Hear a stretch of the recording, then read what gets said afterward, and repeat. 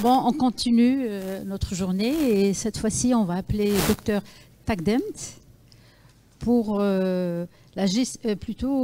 c'est pour le traitement antithrombotique chez le coronarien. À vous la parole, professeur Takdemt. Merci. Je commencerai par féliciter le comité scientifique pour le choix de ce thème, qui est la gestion du traitement antithrombotique chez le coronarien. C'est un thème qui est d'actualité. Ceci dit, par nature algorithmique, donc très ingrat à présenter. Je vous prierai alors d'être patient une fois qu'on arrivera aux algorithmes. Je vais essayer de faire que ça soit le plus digeste possible. C'est une journée de formation continue. Alors, on va commencer par les fondamentaux. Qu'est-ce qu'un antithrombotique? Un antithrombotique peut être soit un antiagrégant plaquettaire agissant sur l'hémostase primaire, ou bien un anticoagulant agissant sur la coagulation plasmatique. Quels sont les antiagrégants plaquettaires dont nous disposons? D'abord, un antiagrégant plaquettaire est un médicament qui, par nature, inhibe la capacité des plaquettes à adhérer au vaisseau. C'est ce qu'on appelle l'agrégation plaquettaire. Il existe plusieurs sites d'action. Il existe les inhibiteurs de la thromboxane A2, c'est principalement l'aspirine, les inhibiteurs des récepteurs P2Y12 et les anti-GP2B3A, qui sont des médicaments un peu plus spécialisés, pas très souvent disponibles chez tout le monde. Pour commencer, retenez que l'aspirine est un inhibiteur irréversible de la thromboxane A2. C'est-à-dire, une fois que vous avez inhibé une plaquette, celle-ci est inhibée pour le reste de ses jours, si vous m'autorisez l'expression. Le mécanisme d'action sur la cyclogénase est irréversible. La posologie, comme vous le savez, est entre 75 à 325 mg. On peut aller jusqu'à des doses de 1 à 3 grammes, mais ce sont des doses anti-inflammatoires. Ceci dit, retenez que à partir du moment que vous avez donné de l'aspirine, même si c'est à visée anti-inflammatoire, l'effet anti-agrégant est présent. Donc quand on dit qu'une dose élevée est une dose anti-inflammatoire, ceci ne veut pas dire que l'effet anti-agrégant est absent. Les indications les plus connues, bien entendu, ce sont les syndromes coronariens aigus ou toutes les pathologies vasculaires en général. La péricardite est comme à dose anti-inflammatoire. Faites attention, très rapidement, la prévention primaire n'est pas automatique. Donc il ne faut pas administrer l'aspirine en prévention primaire chez tout le monde. Donc il y a des indications bien précises, ce n'est pas le sujet d'aujourd'hui. Les inhibiteurs de la P2Y12, donc c'est le récepteur, ce sont des inhibiteurs des récepteurs de la P2Y12 de l'ADP. Même principe, donc vous allez avoir des inhibiteurs qui sont irréversibles, d'autres qui sont réversibles. Donc le clopidogrel, c'est le plus connu, c'est un inhibiteur irréversible. Petite remarque, pourquoi j'insiste sur cette notion-là de réversibilité ou non? Ça c'est un sujet qu'on va aborder à la fin, c'est par rapport à la gestion de l'antiagrégation en cas de chirurgie. Parce que quand vous avez donné un inhibiteur irréversible, donc pendant un certain temps, l'agrégation plaquettaire est inhibée, il faut attendre un certain délai. Donc c'est pour ça qu'il faut connaître vos médicaments, quels sont les inhibiteurs réversibles, quels sont qui sont irréversibles. Donc le clopidogrel et le prasugrel sont des anti-P2Y12 qui sont irréversibles. Le ticagrelor, qui est de plus en plus présent, donc c'est un inhibiteur qui est réversible. C'est une notion qu'il faut garder à l'esprit. Alors le clopidogrel s'administre à la dose de 75 mg en général. Les doses de charge sont de 300 à 600 mg. C'est des doses qu'on administre au cours des syndromes coronariens aigus. Concernant le prasugrel et le ticagrelor, je ne vais pas insister sur le prasugrel parce qu'il n'est pas disponible. Par contre, le ticagrelor est disponible. Donc c'est un médicament que vous devez connaître. La dose de charge, il s'administre, pardon, c'est un inhibiteur de la P2. Alors le nom, c'est, vous me posez une colle. Donc c'est un médicament qui est assez récent, je vous dirai tout à l'heure, je vais chercher le nom. Donc le ticagrelor, je disais que ça s'administre à une dose de charge de 180 mg et par la suite c'est 90 mg 2 fois par jour. Donc c'est un médicament qui est disponible, il faut le connaître. Les indications, le ticagrelor s'administre principalement en cas de syndrome coronarien aigu. C'est un inhibiteur de la P2Y12 qui est beaucoup plus puissant que le clopidogrel et qui est réservé pour le moment à l'indication du post-syndrome coronarien aigu. Même traitement de fond, mais post-syndrome coronarien aigu. Le Cangrelor est un traitement intraveineux qui n'est pas disponible. Le Ticagrelor est un inhibiteur réversible. Les anti-GP2B3A est un médicament qu'on utilise, nous, cardiologues interventionnels, au niveau des salles de KT, et c'est l'inhibiteur le plus puissant. Ceci dit, donc il n'y a pas de risque que vous l'utilisiez parce que c'est réservé aux salles de KT. On passe très brièvement aux anticoagulants. Alors, les deux voies, endogènes, exogènes, vous les connaissez, ce n'est pas la peine de les reprendre. Très très rapidement, les sites d'action des différents anticoagulants. Donc l'héparine, c'est un inhibiteur du facteur 10 et du facteur 2. Les antivitamines K sont des inhibiteurs des facteurs vitamine K dépendants. Alors, un petit mot sur l'héparine. L'utilisation de l'héparine doit toujours faire craindre cette complication qu'est la thrombopénie liée à l'héparine. Vous avez deux types de thrombopénie liée à la TIH, thrombopénie liée à l'héparine. Donc le type 1, c'est un type qui est bénin, c'est le plus fréquent, et qui est précoce, donc qui apparaît avant le 5e jour d'utilisation. En général, vous allez avoir des thrombopénies supérieures à 100 000. On peut arrêter, on peut maintenir, tout dépendra de la nécessité du traitement anti-héparinique. Le type 2, par contre, est très dangereux. Donc c'est une allergie, finalement, de type 4, cellulaire, qui apparaît entre le 5e et le 21e jour, qui va vous donner des chutes très sévères du taux de plaquettes et qui impose l'arrêt immédiat du traitement par héparine et surtout une contre-indication qui est à vie. D'accord? Donc prêtez attention à chaque fois que vous avez un traitement héparinique qui est au long cours, de surveiller le taux de plaquettes. Et dès que vous avez une chute supérieure à 30%, ou bien avec un taux inférieur à 100 000, il faut suspecter cette complication-là, d'autant plus si elle survient après le 5e jour. Les antivitamines K, donc les facteurs vitamine K dépendants, vous les connaissez, le facteur 2, 7, 9 et 10. On pourrait faire toute une communication sur la gestion des antivitamines K, ce n'est pas l'objectif. Juste un petit aperçu. Un antivitamine K, ça se corrige sur 72 heures et à raison d'un quart de comprimé sur les 3 jours. C'est-à-dire qu'il ne faut pas avoir des corrections de dose trop agressives. Donc quand vous augmentez une dose, vous l'augmentez un quart sur les 3 jours. Un petit exemple, un demi, un demi, un demi, si on augmente, ça devient 3 quarts, un demi, un demi. Et non pas 3 quarts, 3 quarts, 3 quarts. Donc là, vous avez sauté 2 étapes. Donc après, tout dépend bien entendu à quel point vous êtes éloigné de l'acide. Ceci dit, la correction doit être progressive pour éviter les yo-yo. Très bien. Donc un mot également assez bref sur les nouveaux anticoagulants oraux qui, tout simplement, pour faire simple, c'est de l'héparine par voie orale. Ce sont des inhibiteurs du facteur 10 et du facteur 2, donc il y a plusieurs types. Donc vous allez avoir le dabigatran, le rivaroxaban, l'apixaban. Je pense que le rivaroxaban et le dabigatran sont disponibles. Vous m'excuserez, j'ai du mal à retenir les dénominations commerciales, donc je préfère parler en DCI. D'accord? Donc encore une fois, c'est des médicaments qui sont disponibles. Il faut apprendre à les utiliser. L'objectif de cette introduction n'est ni plus ni moins que d'avoir un aperçu sur les traitements antithrombotiques. Donc comme ça, quand on va passer à la gestion, je suis sûr que tout le monde est sur la même longueur d'onde. Maintenant, j'en arrive à mes algorithmes. Alors ça, c'est un petit récapitulatif de tous les traitements qu'on vient de voir, donc qui sont disponibles pour inhiber l'agrégation ou bien la coagulation.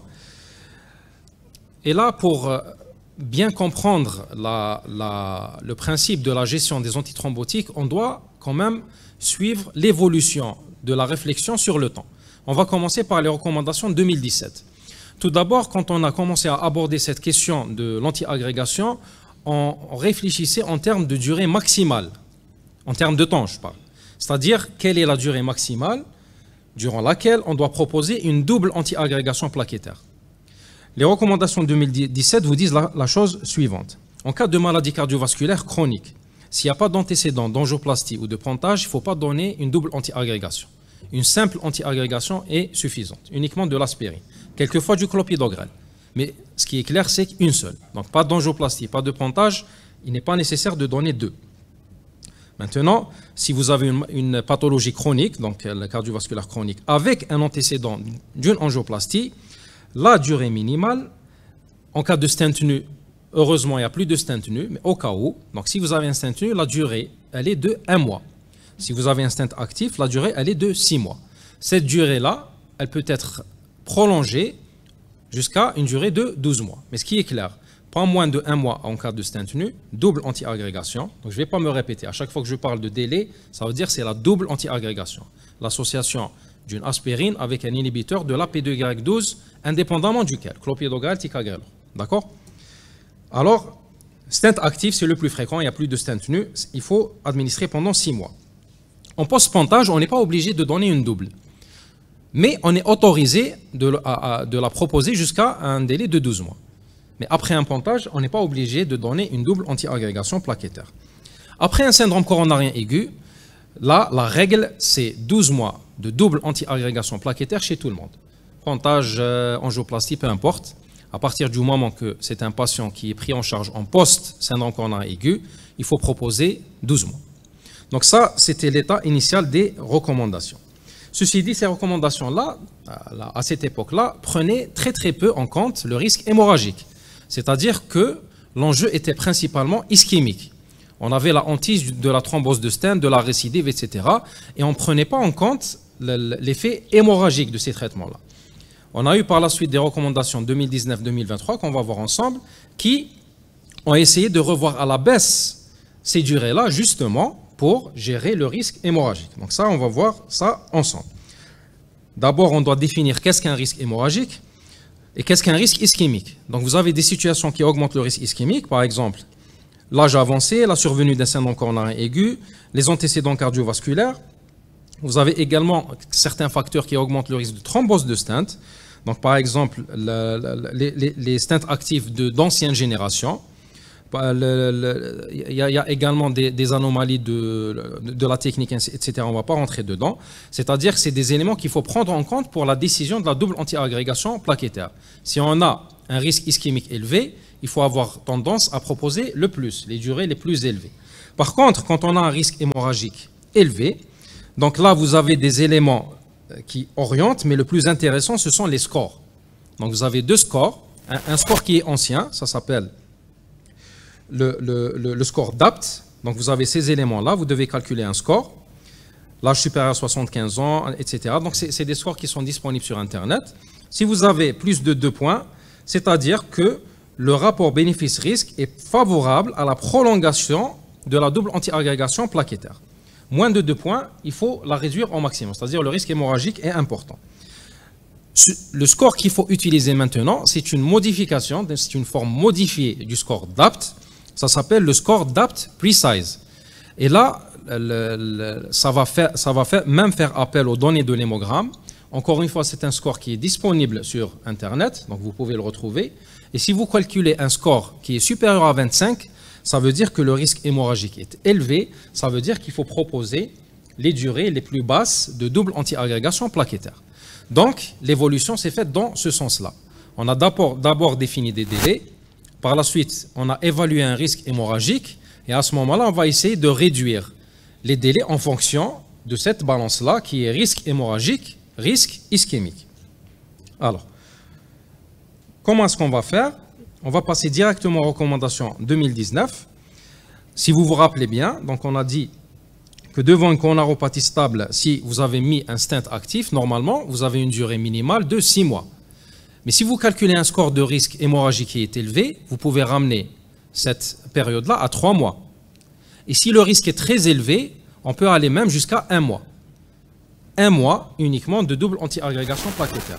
Il y a une condition, c'est qu'à côté, le risque ischémique ne soit pas élevé. Il faut toujours avoir à l'esprit cette balance-là. Donc, en cas devant une cardiopathie chronique, devant une angioplastie par un stent actif, il n'y a plus de stent nu, on peut réduire la durée de double anti-agrégation plaquettaire raisonnablement à 3 mois. Mais si vous avez un risque hémorragique qui est élevé, on peut aller jusqu'à une réduction jusqu'à 1 mois. Devant un syndrome coronarien aigu, par contre, là, il faut respecter les 6 mois dont on a parlé tout à l'heure dans la mesure du possible, mais si le risque hémorragique est élevé, on ne peut pas réduire à moins de 3 mois. C'est-à-dire la durée minimale après un syndrome coronarien aigu de double anti-agrégation, c'est une durée de 3 mois de double anti-agrégation plaquettaire. La nouveauté également qui a été introduite en 2019, c'est l'utilisation des autres types d'inhibiteurs de P2Y12, que sont le ticagrelor et le prasugrel. Je l'ai précisé tout à l'heure, ce sont des traitements à réserver en post-syndrome coronarien aigu. Ceci dit, la réflexion reste la même. Je vais peut-être partager un bémol. Le ticagrelor ne doit pas être utilisé si on envisage une thrombolyse chez le patient à la phase aiguë. Par la suite, on peut remplacer le clopidogrel par le ticagrelor par la suite. Mais si on envisage une thrombolyse, à ce moment-là, il ne faut pas utiliser le ticagrelor, sachant que c'est un inhibiteur qui est puissant, c'est-à-dire on va augmenter significativement le risque hémorragique. En 2019, on a également abordé une question très importante. Très souvent, les patients sous double antiagrégation plaquettaire nécessitent une anticoagulation pour une raison X, parce qu'il y a une ACFA à côté, parce qu'il y a une thrombose intravégéenne, etc. Alors comment on fait? Est-ce qu'on doit maintenir les 3 médicaments en même temps? Pendant combien de temps? Ainsi de suite. Donc ces réponses-là, on les a eues. Devant un risque ischémique qui est prédominant, on peut associer les 3 jusqu'à une durée de 6 mois maximale. Les 3 anticoagulants, double antiagrégation plaquettaire. Mais la durée minimale, elle est de 1 mois, à condition que le risque hémorragique soit faible. Donc la triple, jusqu'à 6 mois maximum, minimum 1 mois, à condition que le risque soit faible. Si le risque est élevé, c'est 1 mois. On ne peut pas l'administrer au-delà de 1 mois. Si le risque est très élevé, il ne faut pas associer les 3. Il faut associer un anticoagulant avec un seul antiagrégant plaquettaire. Et vous allez voir que les dernières recommandations... J'ai bientôt fini. Les dernières recommandations sont encore plus sévères en termes de gestion du risque hémorragique, sachant que la triple thérapie, c'est-à-dire anticoagulant avec 2 antiagrégants plaquettaires, vous pouvez la réduire jusqu'à 1 semaine. Donc pour vous dire que la tendance est réellement vers la réduction du risque hémorragique, mais tout en prenant en compte le risque thrombotique. Voilà.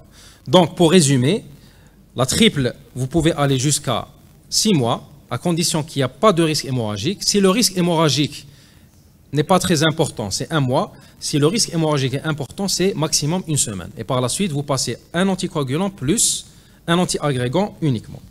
Alors, un mot très rapide pour la gestion de l'antiagrégation en cas de chirurgie non cardiaque. Voilà.